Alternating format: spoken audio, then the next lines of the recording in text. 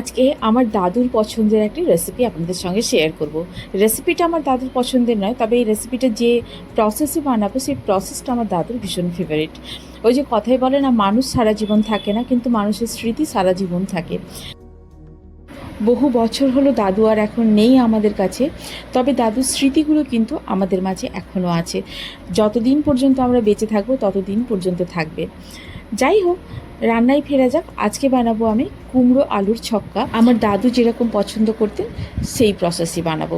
আসসালামু আলাইকুম, কেমন আছেন সবাই? বিনুর বিশ্বে আপনাদের সবাইকে জানাই স্বাগত। চলুন তাহলে রেসিপিটা শুরু করা যাক। নিয়ে নিয়েছি এখানে একটা কড়াইটা গরম হয়ে গেলে দিয়ে দেবো এতে সর্ষের তেল। সর্ষের তেলটা গরম হয়ে গেলে দিয়ে দেবো কুচনো পেঁয়াজ আর সর্ষের তেলের পরিমাণের কথাটা বলি এখানে আমি।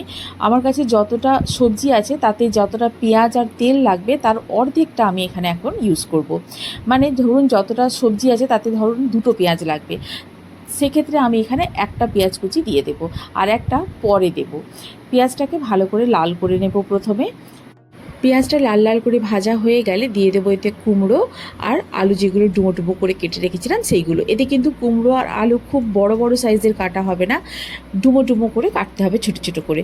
দিয়ে ভালো করে এটাকে কষিয়ে নেব আগে তেল আর পেঁয়াজের ওপরে। তারপরে দিয়ে দেবো এতে গুঁড়ো লঙ্কা, হলুদ গুঁড়ো আর লবণ দিয়ে খুব ভালো করে কষিয়ে নেব। আর কোনো মশলা এখন দেব না। দিয়ে একটু নাড়াচাড়া করে নিয়ে দিয়ে দেবো জল। এখানে কিন্তু জলটা একটু বেশিই দেবো আমি, কেননা কুমড়ো আর আলুটা সেদ্ধ হবে আর ঝোলও থাকবে তরকারিতে। কিছুক্ষণ পরে ঢাকনাটা খুলে চেক করে নেব সব কিছু সেদ্ধ হয়েছে কিনা। কুমড়োটা তো সেদ্ধ হয়ে গেছেই, দেখতে পাচ্ছেন আপনারা, আলুটাও সেদ্ধ হয়ে গেছে।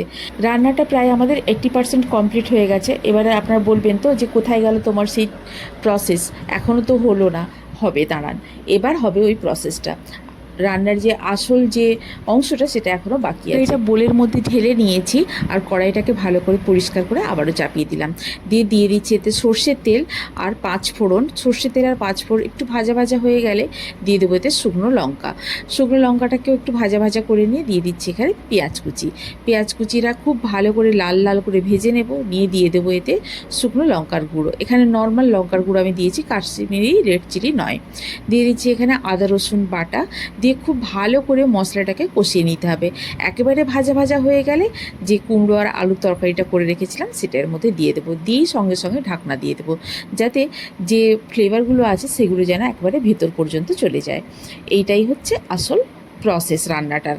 এই প্রসেসটাই আমার দাদুর ভীষণ পছন্দের প্রসেস। আমার দাদু নাকি, মা গল্প করেন যে দাদু সমস্ত সবজি বা মাংস সব সময় এরকম বাগার দিয়ে খেতে পছন্দ করতেন। এই প্রসেসটাকে আমরা, যেহেতু মেদিনীপুরের মানুষ, আমরা বাগার বলি, অনেকে ফোড়ন বলেন। যাই হোক, বাগার হোক, ফোড়ন হোক বা তড়কা, যে নামেই ডাকা হোক, এই প্রসেসটা কিন্তু অসাধারণ। এর যে টেস্ট হয় তরকারিতে, যে ফোড়ন দেওয়ার পরে, সেটা কিন্তু ভোলার নয়। আপনারা কিন্তু ট্রাই করতে পারেন এই প্রসেসটা। কুমড়ো আর আলুর ছক্কা আমার একদম রেডি হয়ে গেছে। এটা ভাত, রুটি, পরোটা বা লুচির সঙ্গে অসাধারণ লাগে খেতে। আপনারাও ট্রাই করুন বাড়িতে, রেসিপিটি করে জানান আমাকে কেমন লাগলো। যদি ভালো লেগে থাকে তাহলে বন্ধুদের সঙ্গে শেয়ার করুন। আর যদি কোনো নতুন বন্ধু থেকে থাকেন তাহলে আমার চ্যানেলটিকে সাবস্ক্রাইব করে পাশে থাকার অনুরোধ রইল। আজ তাহলে এই পর্যন্তই, আবার দেখা হবে। ভালো থাকুন, সবাইকে ভালো রাখুন। আল্লাহ হাফিজ।